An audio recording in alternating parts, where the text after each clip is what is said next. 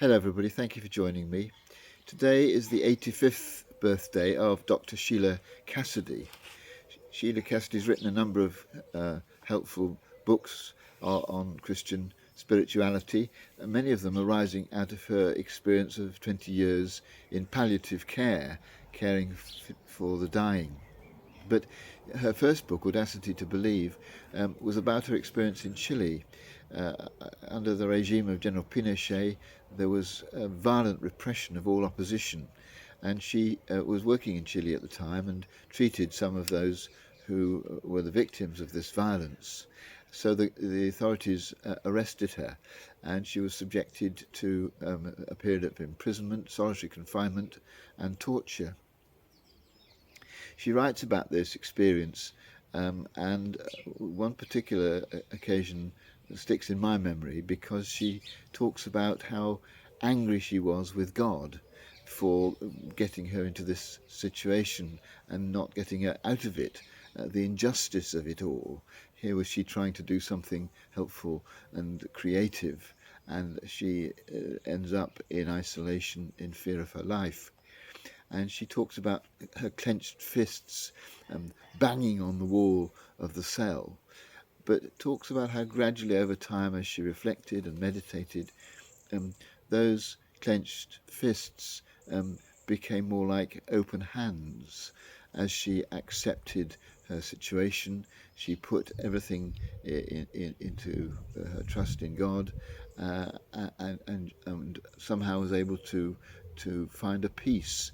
Though her situation hadn't changed, she was able to feel very differently about it, not the angry clenched fist, but the open, accepting palm of a hand. I think for Christians and those who try to develop a relationship with God, this kind of balance between being angry with God for so much of what happens in the world and accepting what is and trusting that God knows what God is doing it is one that we try to work to achieve. But I think for those who are not Christians too, there is this balance to be gained between a righteous anger at some of the things we see going on around us in the world, and a sort of trust in life, a trust in somehow the ability of life to emerge out of this kind of crisis, this kind of injustice, and to triumph over it, the triumph of good over evil.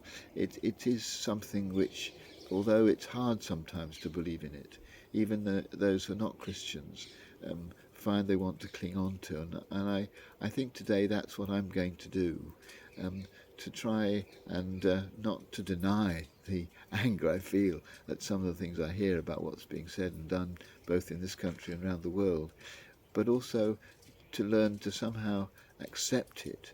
Um, that doesn't mean not working against it. It doesn't mean not fighting against it in whatever way we can, but learning to accept that this is how it is, and that somehow that acceptance releases new creative abilities and a peace that can be powerful in helping us to understand and to deal with the challenges that the world and life offers.